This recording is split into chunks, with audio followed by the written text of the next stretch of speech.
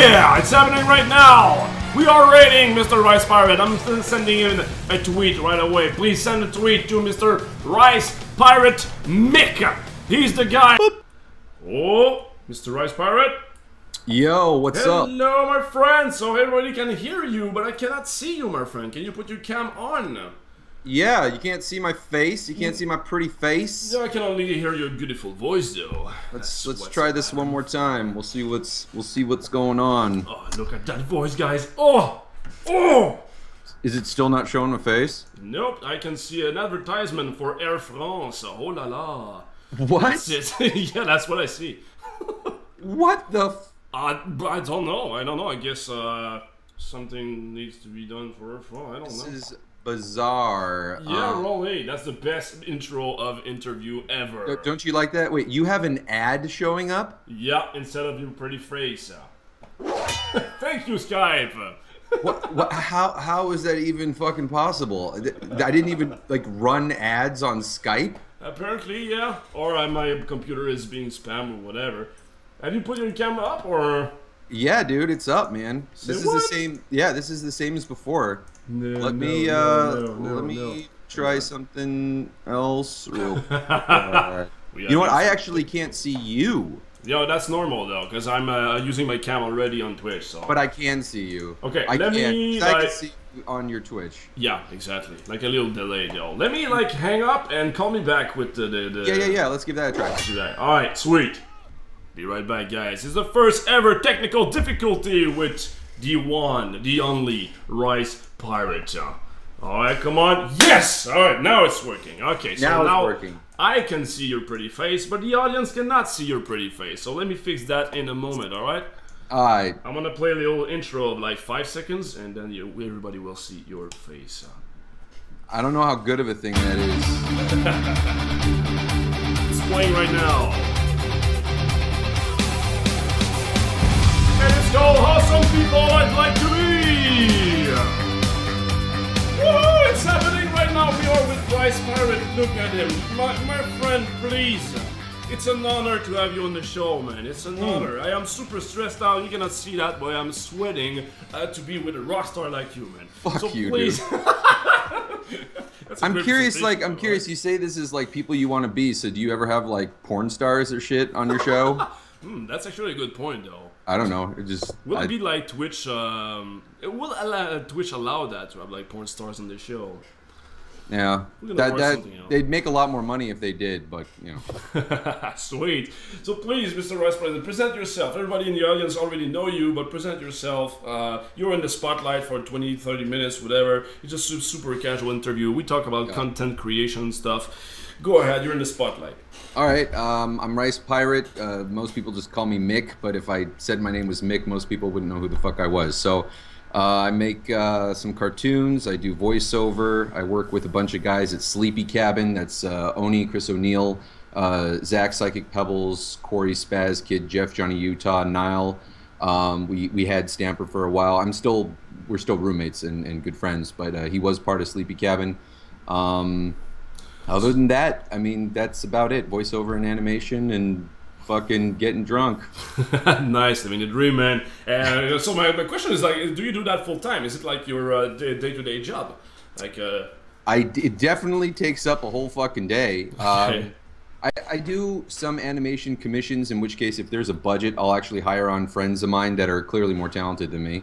Okay. And but I do, for some reason, get people coming to me for commissions. So I'm lucky in that regard, but with voiceover, I probably voice something, I don't know, something once every other day.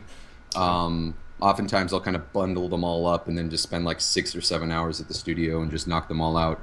But yeah, I mean, as far as does it pay the bills, it kind of does now. I still take website design commissions. Okay. There's a few, and as soon as I'm done with those, it's all SleepyCabin content, all RicePirate content. The Patreon has been absolutely critical and has made that possible. So nice. That's going to be, that's going to be the goal.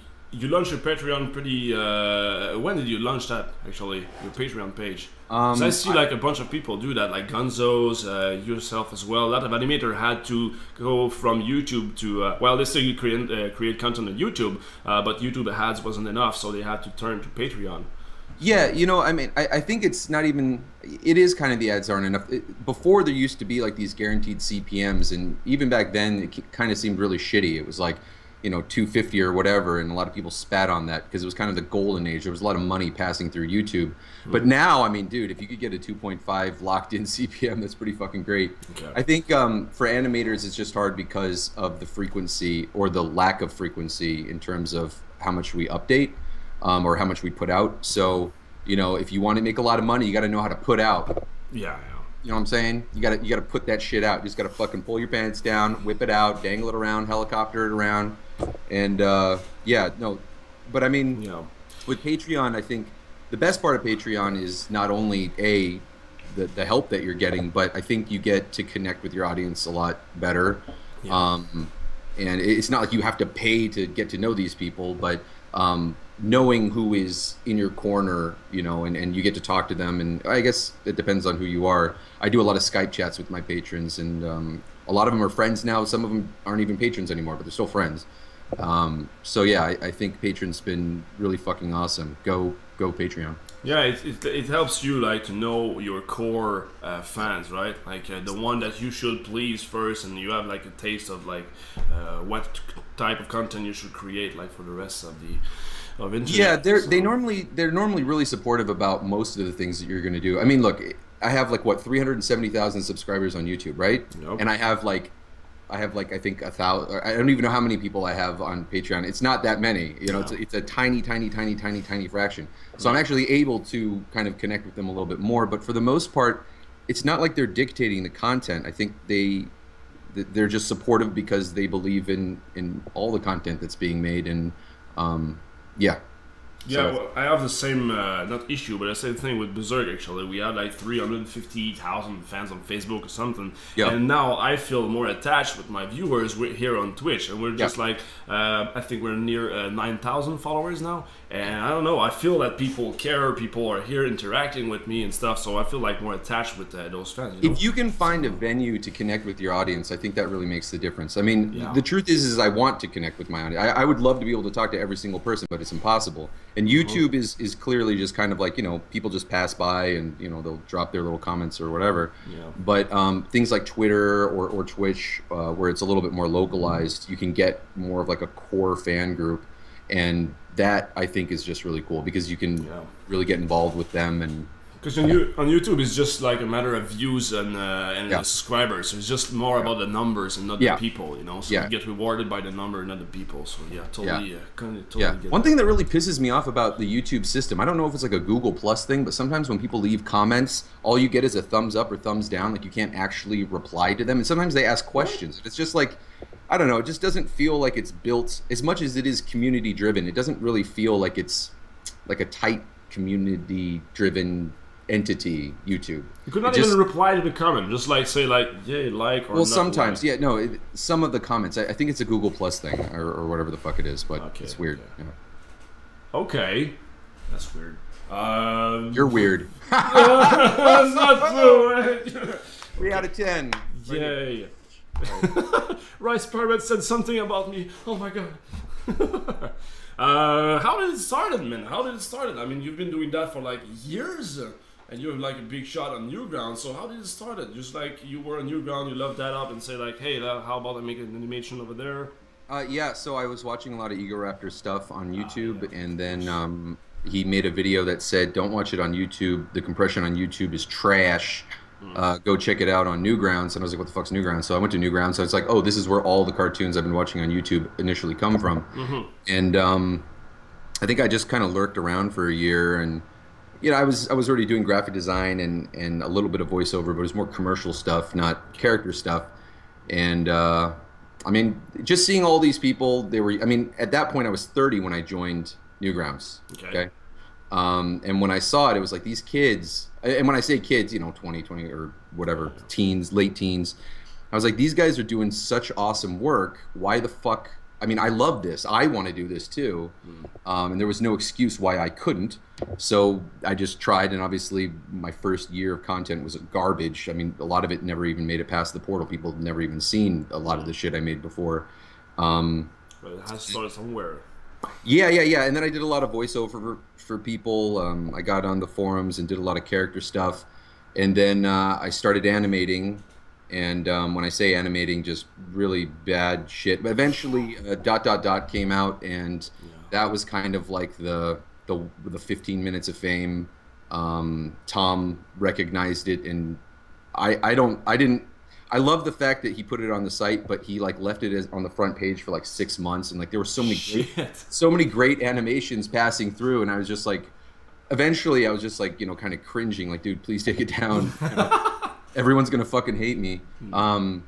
The initial audio was by DMAC. The game, press spacebar to win RPG, was by Rate. I remember I played that game actually. Yeah, and I thought it was a really funny game. Yeah, exactly. And DMAC was obviously amazing, and so the fact that that ended up being the most popular thing I did kind of bothered me a little bit, because it was just a typography, and I just did the animation portion of it. You know, it wasn't even really my creation. Yeah. But then I got a lot of credit for it, and it just felt kind of weird. Because it wasn't like what you did on day to day. It wasn't like, it didn't represent yourself at all, you know? Not at all. So Not at all. like, and then I'd like meet Tom at like a bar or something, and he'd be like, "Oh, you know this guy? He's the ... guy," and it's just like, "Oh fuck, dude, that's what I am. I'm the fucking ... guy now." Okay, all right. But yeah, so that happened. That was in 2011, and then since then, I mean, I was working a full-time job as a graphic designer, so all my animations were kind of like in between that, and so I was coming out with something maybe every couple of months. It wasn't really a whole lot. But then I just got more and more into it, did more voicing stuff. Eventually, because of all the character stuff, I was on Yu-Gi-Oh! Zexal, and I did a couple of indie games, Apotheon, and Dust and Lizzie and Tail, and some other things. And so I was really lucky to have those opportunities. I don't think those would have happened without all the character stuff that, you know, I'd set up. yeah. And so yeah, I mean, that just kind of took over more. I was doing more voicing. It's just such a gradual thing. It wasn't like an overnight, like boom, everything explodes. And even now, it's still kind of like, you know, it's just creeping up a hill. Like, it is getting better every day, but it's not like, you know, explosive growth or anything like that. But I've only been doing this for a short amount of time. You know, a lot of people think I've been around for a while just because I kind of hoard myself out and voiced everything on the planet that I could. And so a lot of people think I've been around longer than I have, but I've really only been, like, had a fan base, quote unquote, for maybe 3 years. You know, maybe that. So it really hasn't been long at all. But yeah, that's how I started, and now, you know, I met up with some great guys through Newgrounds, Chris, Zach, and Stamper, and all those guys, and I've been lucky enough to work with them, and yeah, that's where I'm at right now. That's what awesome with Newground, actually. You know, you just like throw like a little something over there, like for, as you said, you send some animation, voiceover, and everything for like a year, and then somebody picks you up, and then you work with that guy, and then you end up like working on a game, and then you end up making voiceover, whatever. So it's a very interesting path, you know. Instead of just have a steady job where you know what's gonna happen every day, you just follow where you are going. I don't know, it's just like, no, that's absolutely true. You know, the thing that a lot of people ask, you know, everyone wants the quick answer, like, how do I just boom, how do I do that, how do I just make that leap instantly? What's the perfect recipe? Right. And again, I've said it before, but there's like there's no set way. But one of the ways, and I really believe it, is to not necessarily look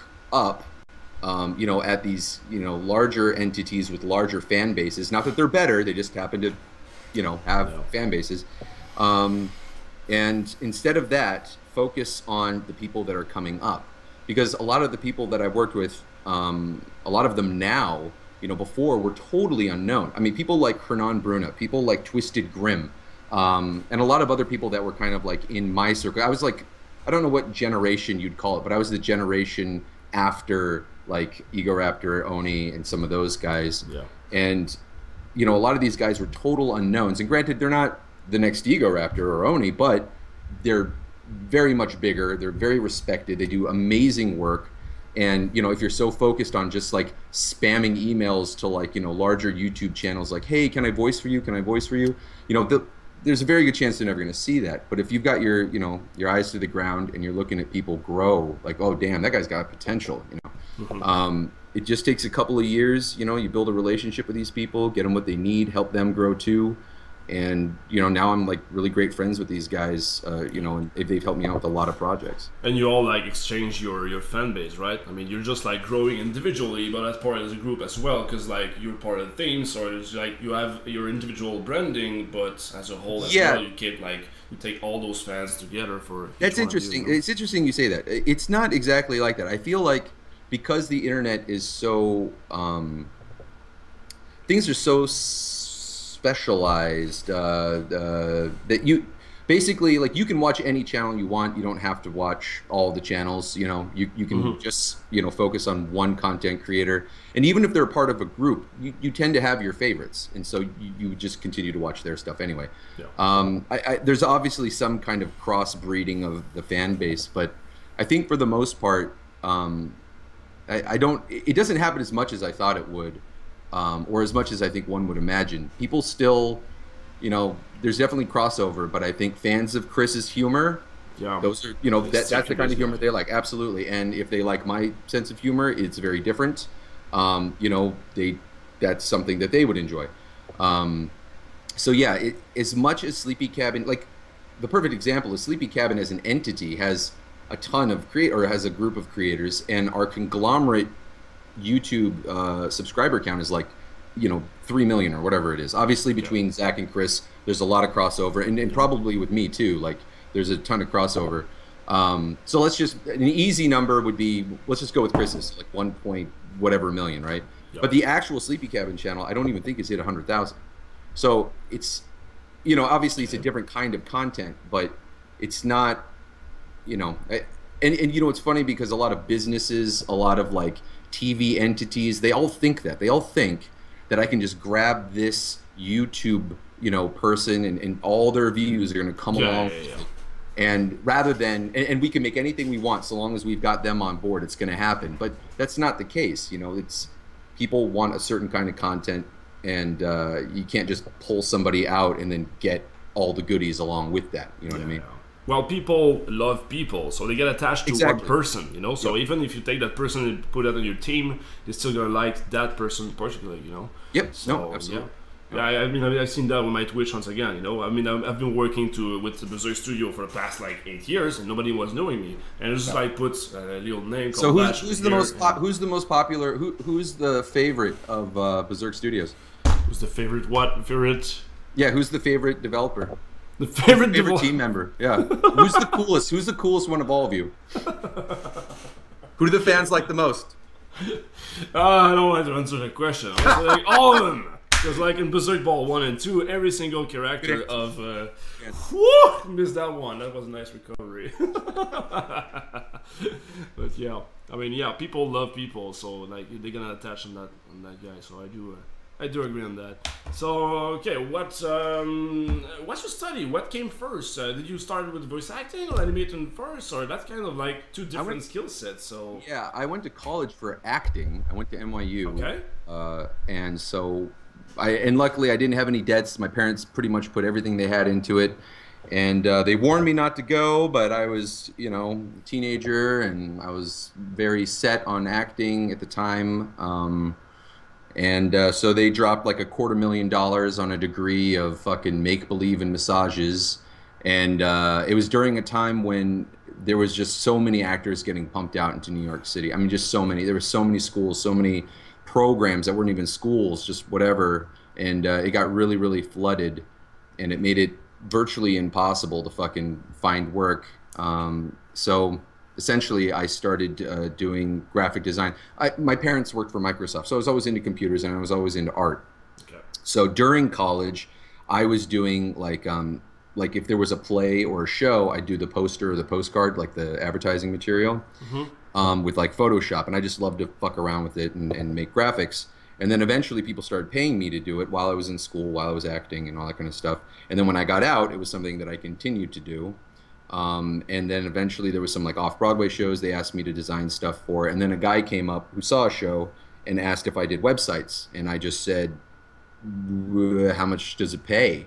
And he said like $700. And at the time it was just like, yes, I can build websites. Absolutely. So I went home and I fucking Googled the shit out of like, how do I make a fucking website?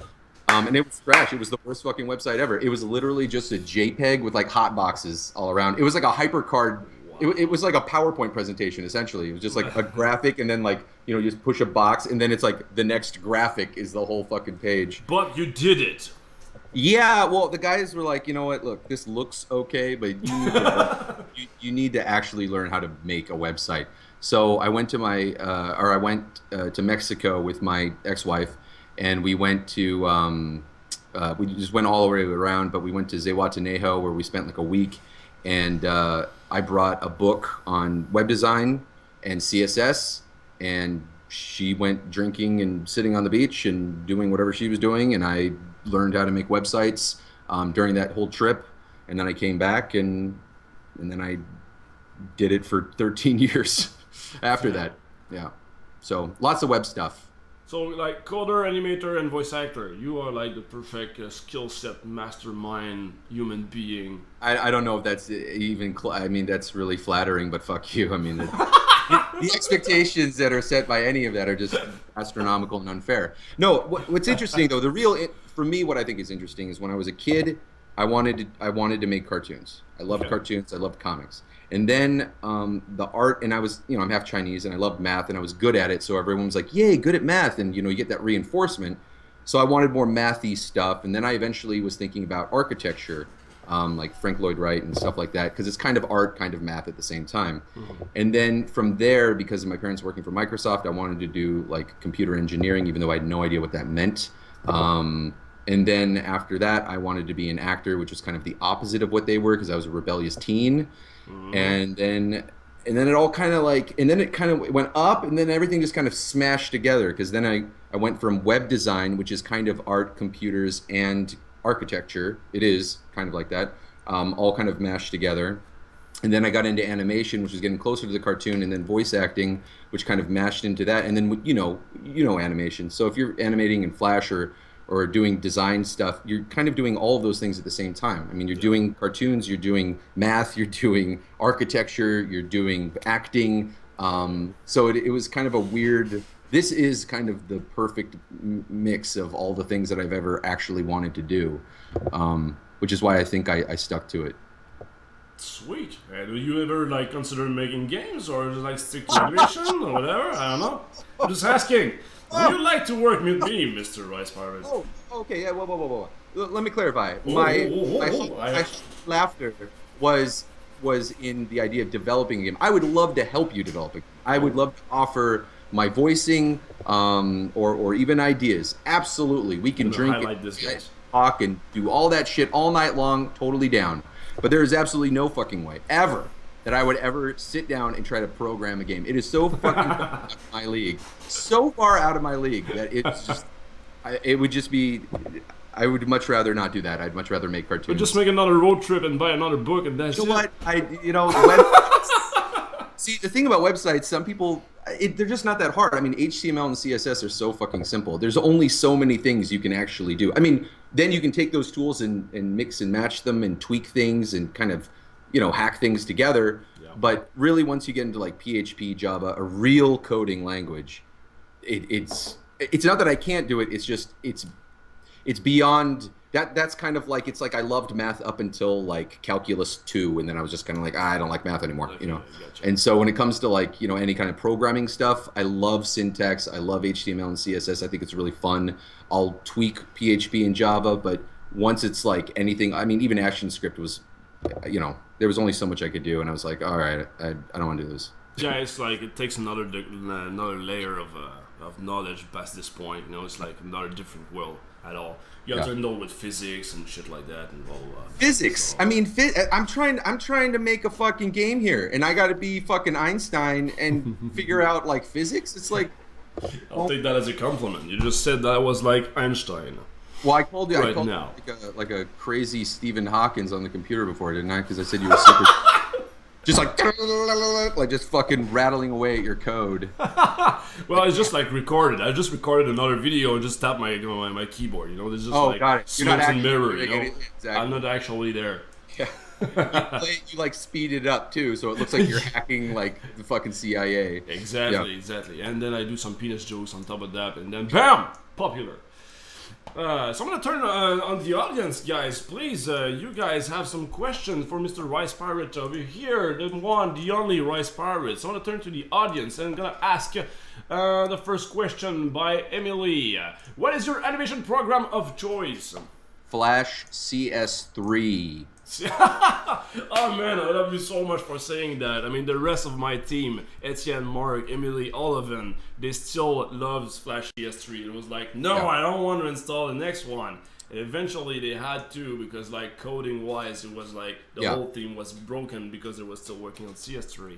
Yeah, but animation wise, pure animation wise, CS3 is the most stable, and to this day is probably the most transparent in terms of, and with Swivel it doesn't matter anymore, because I think exporting is easier in later versions, but if you have Swivel it's free and it does exactly what it needs to do. Swivel converts the Swift onto AVI, right?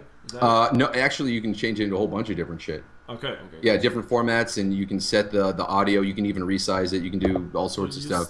You still look at that. I can see Mark right now in the chat. Boom! There you go. He said it. Like he's super happy right now. I nothing against people who do Toon Boom. I've seen amazing work from it, and so I can't knock it. It's just what I prefer would be CS3. I've looked at Toon Boom, and for the cartoons that I do, I mean, for the 1 to 3 minute cartoons, it's enough, and it does everything it needs to do. Yeah. I think once you get into larger scaled projects, you kind of need a program that can handle the bulk of all that, because Flash wasn't built for cartoons, so you start to feel the limitations after a while. But it's really weird because CS3 on my older computers was trash. It wasn't trash, it was the best of them, but it still crashed occasionally. But then I got a new computer, like brand new 2015, and then I threw CS3 on it, a program from way back when, and it runs like gold. I mean, it's like very rarely do I feel like you can take a program that's aged, or like a decade or whatever it is, and throw it on a new computer, and it's just better, and it runs awesomely. I've never had any crashes. It's fucking great. I want to learn After Effects too. Yeah. After Effects as well. I want to learn it. Yeah. Oh, you want to learn it? Okay, so now it's just pure Flash. So I was laughing because I just read the chat right over there. It said like Mark on my team. Like Mark is one of the artists and co-founder of the studio, and he's super happy that right now that you said Flash CS3. He said like, and at that time Lachh was like, no, I'm Lachh and I have a small penis, and you need to update the newest versions. So now he's mocking me right now in the chat. Is the rest of like their group from SleepyCabin that were working with Flash as well, or is it like is it only you, or is it a universal thing? Yeah, I think most of us use CS3. I'm pretty sure at some point I've gotten an email from maybe everyone in the group, or I've sent one to everyone in the group, where it was like, yo, anyone got a copy of CS3?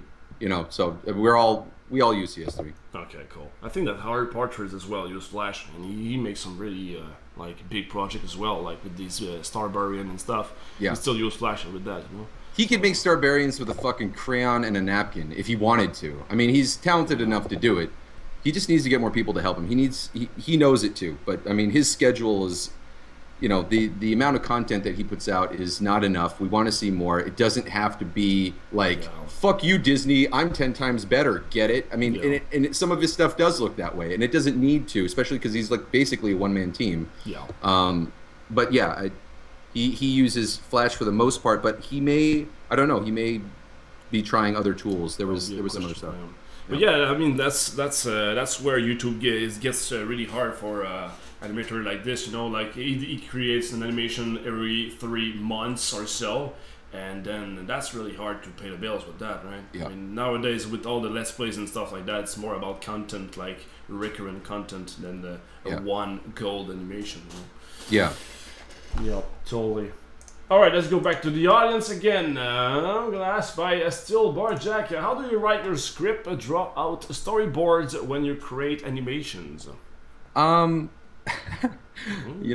like it's like one of those processes that you're always trying to figure out. You're like, how did I come up with that idea? Or because it just generally just happens, and then you work with it. But it would be great if you could like bottle it. You know, if you could like know what to do, like, you know, drink 5 beers, sit in my underwear, you know, face east. Yes, face east, and then you know it happens every time. Yeah. I guess for the most part, I just try to keep my ears open. It's not even like I have the best ideas, but you're asking me how I get them, so I'm telling you. A lot of times it's like I'll be watching a movie with somebody, a stamper or whatever, and we'll be watching a scene. We'll be like, "That's fucking stupid. It would have been funnier if," or we watch a serious movie and it's kind of like, I don't know, or you're just talking about a scenario, or you see something on the street. If you're just aware of what's going on around you, there's ridiculous shit everywhere, and then just taking that little idea, writing it down. And then at some point going back to it and just letting, it's almost like a seed, or better yet, it's almost like a piece of like shitty rotting something, and then it like molds and grows and eventually kind of takes over everything. And then sometimes that thing that grows, you're just like, oh wow, this was a terrible idea, fuck this, you know. But other times, you know, something kind of cool comes out of it, and then as it's growing, you kind of have to like maneuver it and tweak it to get closer to what you were thinking. I guess other than that, I mean, a lot of times it's in the execution. So you think you have a good idea, you write it down, you record it, you edit the audio, you start animating, and as soon as you go through, you're like 3 seconds in, you're like, that's stupid, this would be funnier. So you go back, you revise, you edit, you know, whatever, and then so just as you're going through, you just kind of tweak it until it's something you like, which is why sometimes these cartoons take so long to come out. A lot of times it's that last like 5%. It's that last 5% before uploading that takes a month. You know, like someone like Chris, right? Like you'll see his scripts, you'll think you think he's improvising the whole time, but he's not. The scripts are very, very like, it's almost like music. It's like even this, like the sounds that are made, you know, like the weird goofy sounds, there is a word written for that, and it's all very methodical. The result sounds very natural and or kooky and goofy and funny, but the development of it, and then sometimes, you know, that one line he won't like, and he'll go back for like a week, he'll just keep changing that line because he's not happy with it until finally it's the thing he likes, and then boom, now you get to see it. So you say you have more like an iterative approach, right? You have like that kind of idea, like that will be funny for that animation, and then you start with something, and then I don't like that part. Oh no, that part is cool, blah blah blah. So it's more like an iterative process. And there was a time when I would straight up be like, oh, this is going to be a good idea, I'm going to write the script, and you know, like I thought it was like these phases, like these very clear defined phases. Yeah. But I just very quickly, it was like, I don't know, you get to phase 2 and you're like, this would be better as just a comic, or this would be better as just an audio thing, or this would be better not ever seeing the light of fucking day. You know, there's just like, or this would even be as, I bet this as a tweet would be more fun and effective in terms of bringing joy to people. The delivery would be stronger depending on the medium that you show it in, rather than just like, I'm making a cartoon, this is the script, here I go, you know? But yeah, generally the actual process then is, you know, idea, script, idea, script, record, audioscape, board it, animate it, and then finalize, you know, all your final tweaks and stuff like that. Sometimes people leave backgrounds for last. That's like the you know, A to Z stepwise, but normally you cycle back. So I mean, I feel the same. I mean, that's my approach, you know, that iterative approach. You know, I'm just like doing a prototype, doing like something very stupid in like 3 hours. It's just like, that would be funny, haha. And if I have fun with the prototype, I'm like, okay, I'll put some more visual on this one. I'm gonna add that feature. Oh no, that feature suck. You know, oh no, this one is cool. So I'm kind of follow the game where it wants to go, and at the end you have something that's very different than what you have in the beginning. You know, but you don't. Almost all ideas are like that, though. It's like you think you have a good idea, you envision it in your head as this great idea, but the moment you put it down, you're like, that is not what was in my head. Yeah, totally. Like, it's not always bad. Sometimes it's funnier, to be honest. But that's why I think like improv and like if you don't spend a lot of like a lot of times some of the fun, like I did ... in what 2 days or a day and a half, and some of like the improbable cartoons I've seen, like these very short ones, they're done very quickly. And I think a lot of times when you can do something quickly, if you can pull it off, you're able to, that spark that excited you, that funny moment that you really thought would be like, oh my God, that would be great. You're able to like capture it. Otherwise, I think sometimes if you let it sit too long, it can dissipate. You know what I mean? Like that idea that really motivated you or that you thought was so funny, like over a course of a month or two, by the end of it, you're just like, fuck this. Like, I'm so sick of this shit. This isn't even funny anymore. I don't even know what this is anymore. Yeah, I know. I totally agree, and sometimes it turns out in gold, like those little sparkles, like as you said, when you can capture this in a very short amount of time, those make the best video and the most like. I think sometimes video. Yeah, I mean, it was the same with Frantic Frigate on Blizzard Studio. You know, my wife went out with the kids for 3 days and was like, okay, I'm alone for some. I don't remember why. I know. So I was alone for 3 days. I say, I'm gonna make a game. So I make Frantic Frigate in 3 days. I was like, I have only 3 days. Can I have that feature? No, I don't have time because I only have 3 days. You know, so I like had that big constraint of 3 days. And at the end, I was like, this is pretty funny, you know. Yeah. And then I asked Mark, can you put some really good visuals? Because my visual was super crappy. You know, you don't want to see my visuals.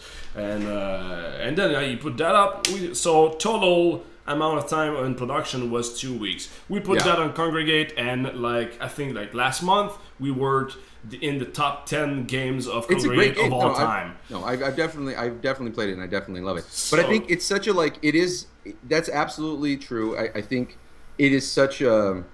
It's like fucking dancing on blades, though, because you don't know either time constraints or resource constraints are going to leave you with a half-assed product, or it's going to force you to come up with creative solutions which are better and more intuitive or just more creative, you know what I mean, than if I had all the time in the world and sat here and I could, you know, whatever, or I had an unlimited budget. It's like, no, dude, you only have this. Make this fun. And then I think it forces you to think in that way.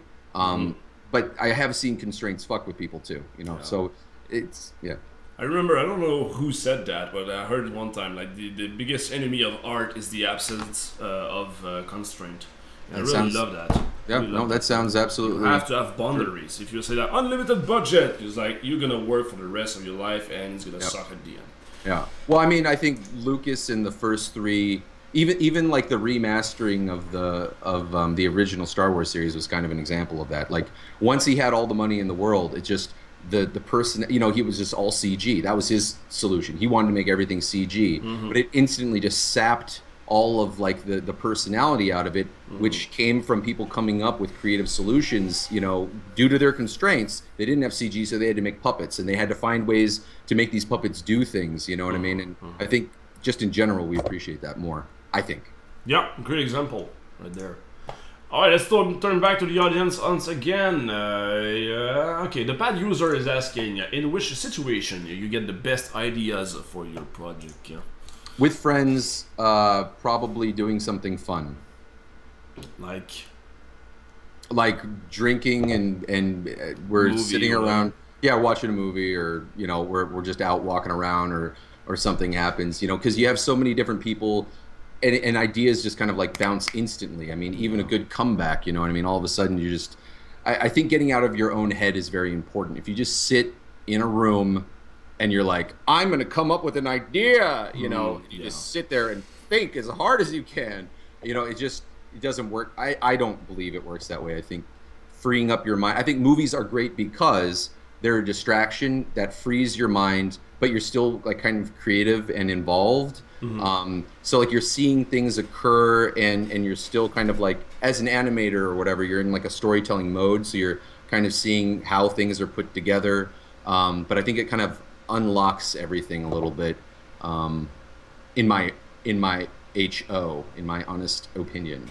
Yeah, I totally agree. I mean, you have to stop making what you're doing and just like try to consume other people's art or, you know, animation, games, whatever.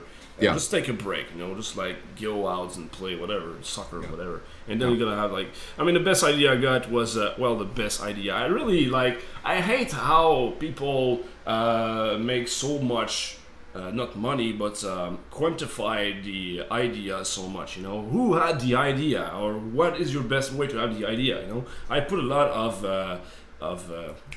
I missed the word. I'm gonna blame my French brain. I put a lot of more efforts on the execution. You know, I'm worth more. There you go. That was the word I was looking for. You know, execution is. I mean, they're both valid. I think a great idea is very valuable, but I think execution. I mean, look. At the end of the day, what you're seeing is execution, right? The idea is kind of where it all starts from. But you're gonna see the execution. So you can have the best fucking idea in the world, but if the execution is garbage, nobody cares. Yep. You know what I mean? Like, so, and you could have the dumbest idea in the world, have the best execution, and all of a sudden they're like, that was fucking stupid, but I loved it. You know, like, because it was clearly the execution was good. You know, so I think a lot of times having a good idea is important. That's great. But I think if you can look at it as more, if you can see the bigger picture, not just look at this, here's a great idea I have, but instead if you can envision what the whole thing is going to be like, that I think the greater idea of the whole thing, I think that is more valuable in my opinion. Yeah, I'm going to stop saying in my opinion. Y'all know this is my opinion. So how about that? Yeah, it's your interview. Here on out. But yeah, I do agree. I mean, it's not about the idea, it's about how to convey that idea to another people, you know? If you have to explain your idea, it's like explaining a joke. So yeah. I totally agree.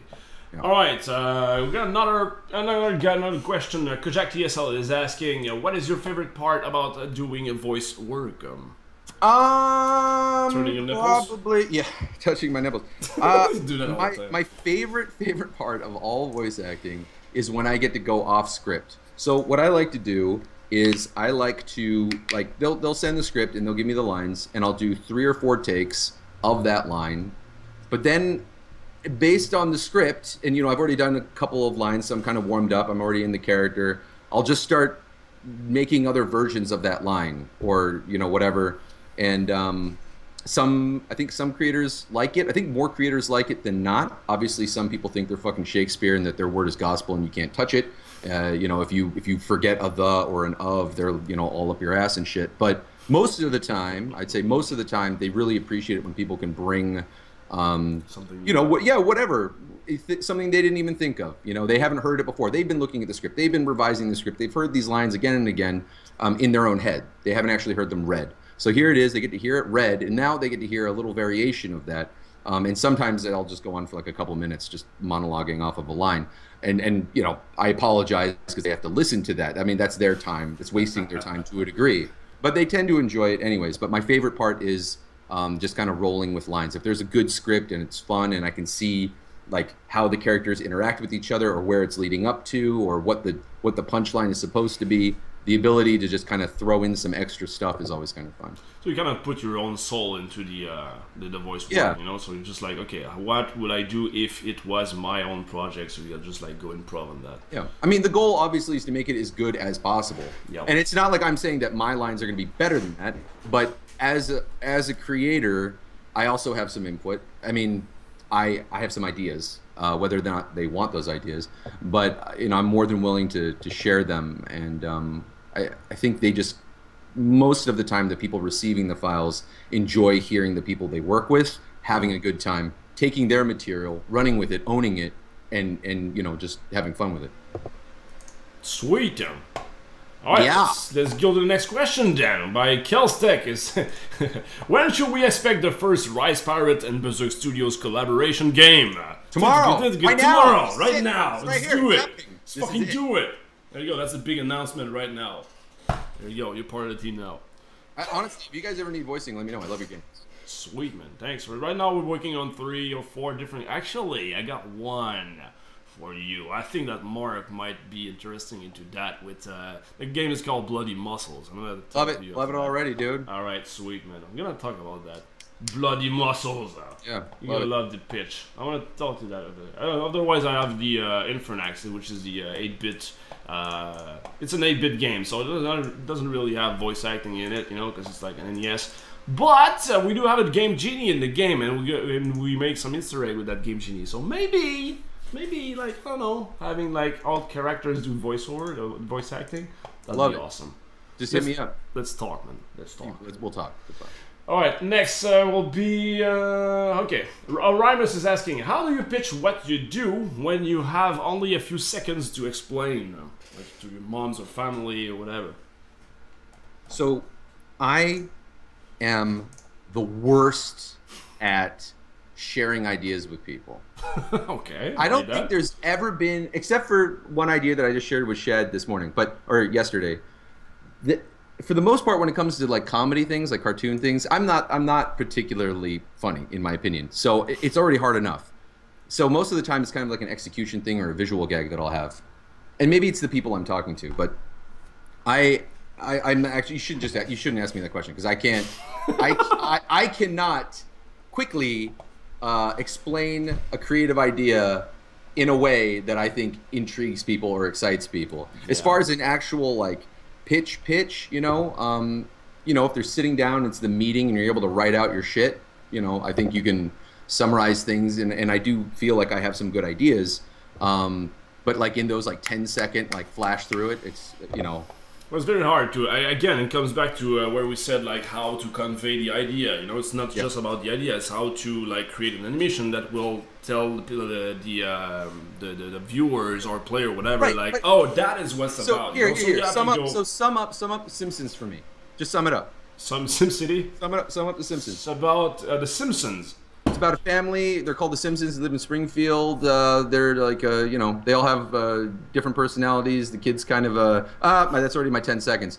And then you can do Family Guy. Oh, it's a family, suburban family. They're all kind of different. They, you know, they do goofy things and, you know, whatever. 10 seconds. And it's like, what's American Dad? Well, there's this family. But one of them's a secret agent and there's an alien upstairs. Oh, got it. You know, it's like a lot of the ideas on paper, it's just like, the one sentence summary is, you know, not particularly, what's the Flintstones? It's a family in the Stone Age. What's the Jetsons? It's a family in the future. You know, it's just like, what's the fucking Cleveland Show? It's a family. They're black. You know, it's just like, I don't know. That I don't think, the 10-second shit never really, I think, gives anyone a good idea of anything, in my opinion. And that's kind of like Hollywood bullshit to me. I think if people are really interested in ideas, like good ideas, they're not going to sit there and be like, yeah, give me 10 seconds. Yeah, you know, it's just like, fuck you, asshole. Then you don't really want a good idea. It's like you're just sitting. Okay, Markiplier fights PewDiePie in a Minecraft world, and Yencat. 10 seconds. And they're like, oh my god, yes. You know, like they just want to hear fucking buzzwords in 10 seconds. The answer's gone on too long, but that's my opinion. I want to applaud that. I mean, really, I agree a lot. There you go. Okay, next question then. We're gonna have like iAnimator asking, what audio gear and software do you use? What software? You covered that already, but audio gear. Audio gear, I use a preamp. It's called a Grace M101.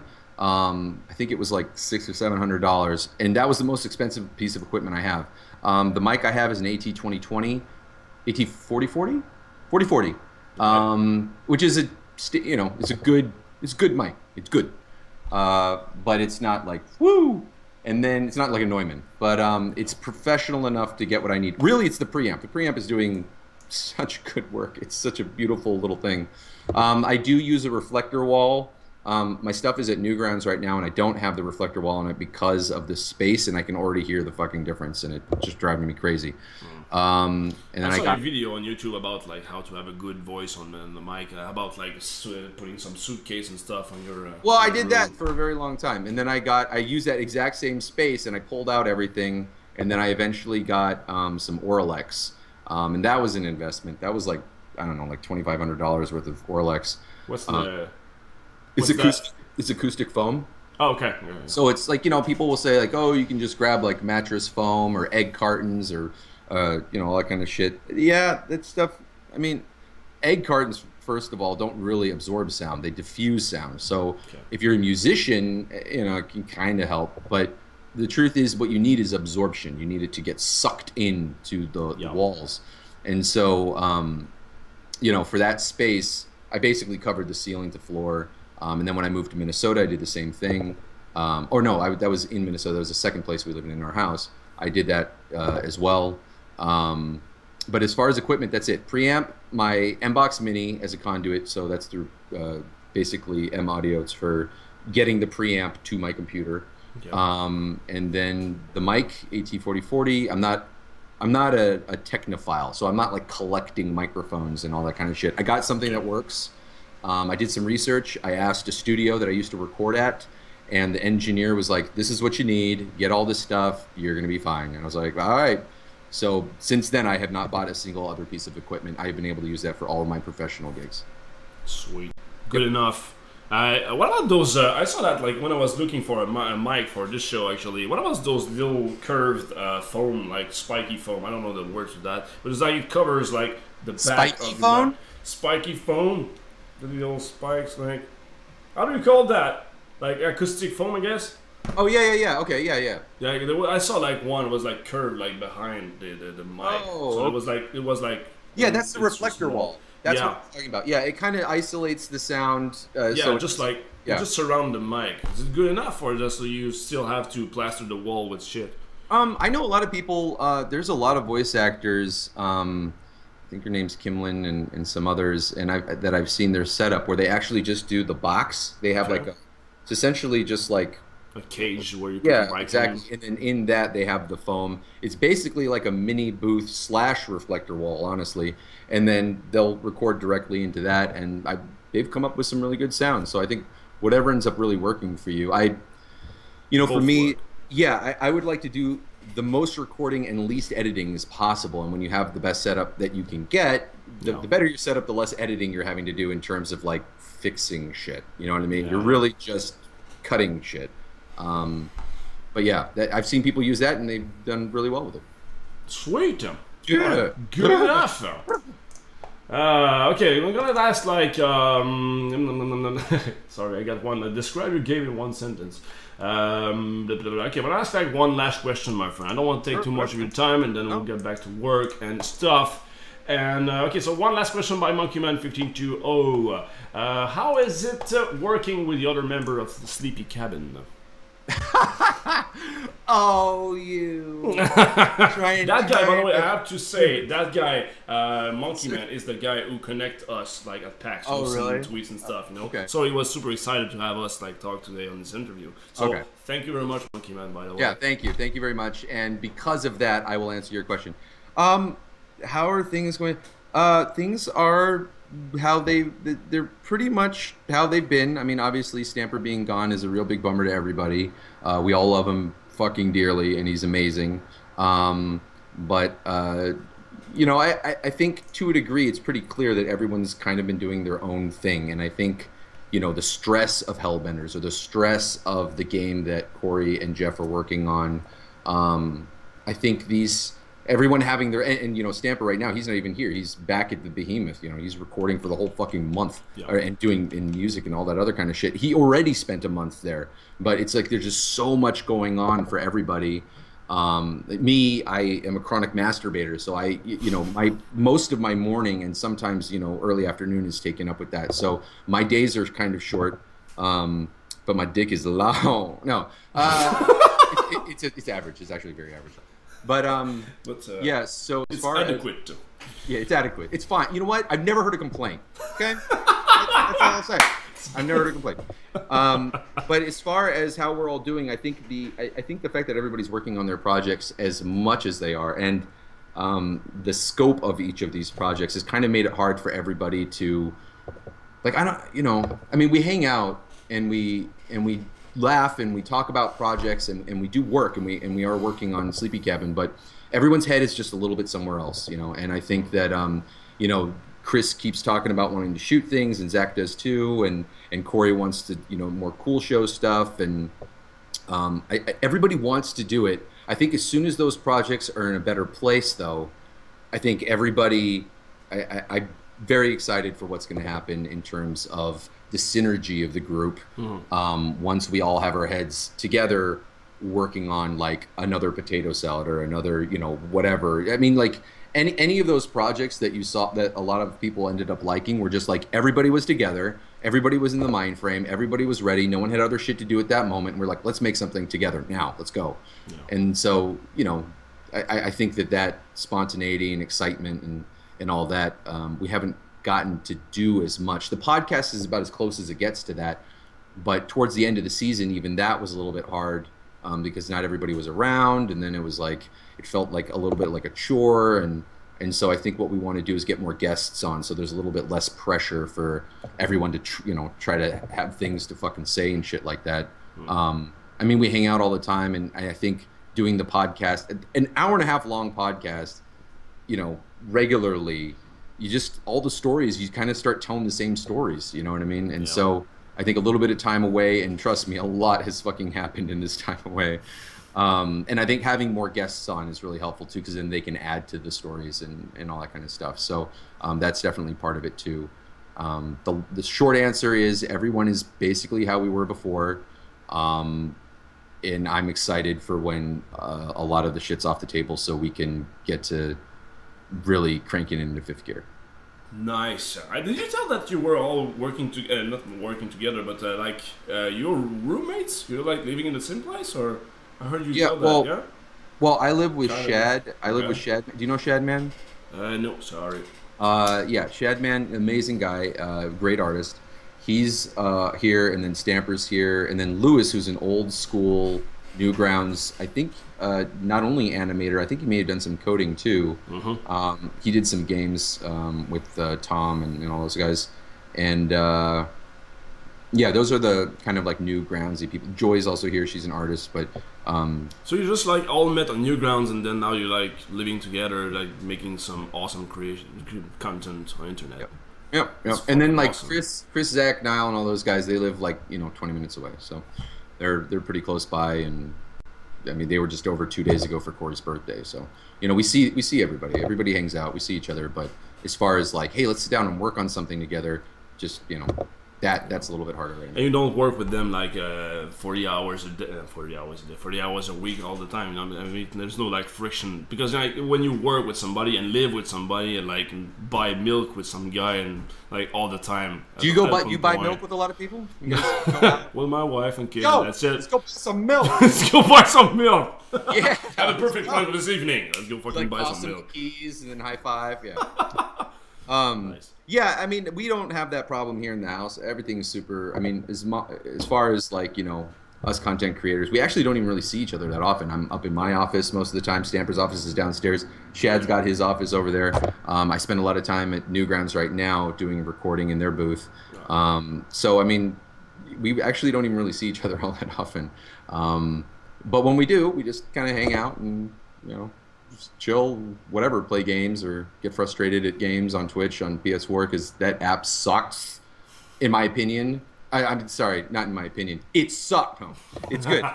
It's fun, it's convenient. I don't know why it doesn't work for me. But it works for Shad. Yeah, so it's good here. It is nice. And I mean, as far as like, there's no drama. I think there was a little bit of stress before, but everyone, I think we're okay. I think everything's fine. Everybody's happy. Everybody's and shit. Everyone's busy. I haven't heard any, drama among people. So, normally I do like to gauge to make sure everyone's okay. I'm kind of, I don't want to say I'm the mom, because then I get pinned as the mom. I'm not. I'm the older, I'm the caring uncle. How about that? That works. Yeah. All right, man. I think that we're gonna close the interview. Like, what about now?